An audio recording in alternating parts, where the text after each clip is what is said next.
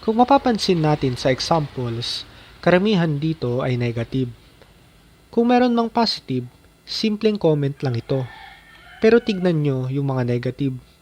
Merong video, nag-comment, dance step, at may TikTok challenge pa. Tandaan natin na ang creativity ay proportional sa drive ng isang tao na gawin ang isang bagay. Ngayon, bakit natin pinipili ang negative way na ito? Simple lang. Dahil sa conditioning ng society. Hindi ko alam kung sino yung nagsimula nito, pero ngayong pinagmamasdan ko na ang aking paligid, masasabi ko na pinagplanuhan talaga ito ng maigi. Sabi ni Newton, hindi daw gagalaw ang isang bagay hanggat walang kabuong puwersa ang nagpapakilos dito. Sa tingin ko ay masasabi rin natin itong tama sa ating pag-iisip. Ayon kay Napoleon Hill, there is no such thing as something for nothing.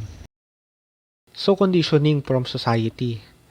Base sa philosophy na ito, makikita natin ang ilan sa mga naging resulta ng sari-saring desisyon natin at ng mga ninuno natin. Isa dito ay ang persistence ng karamihan ng mga Pinoy.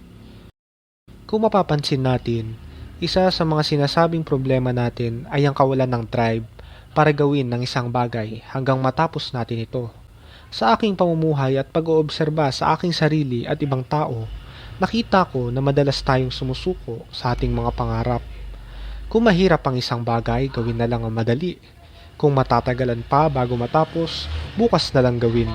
Ngayon, ano naman ang kinalaman ng persistence sa topic natin kay Kim Chu? Simple lang. Dahil sa dali natin na sukuan ang ating mga sarili, pinipili natin na ibaba ang ibang tao upang sumaya ang ating kawawang mga sarili. Sabi nga ng isang manunulat, human beings greatly affect each other. So belong. Ayon nga sa isa pang manunulat, I do things that are wrong but I gotta belong.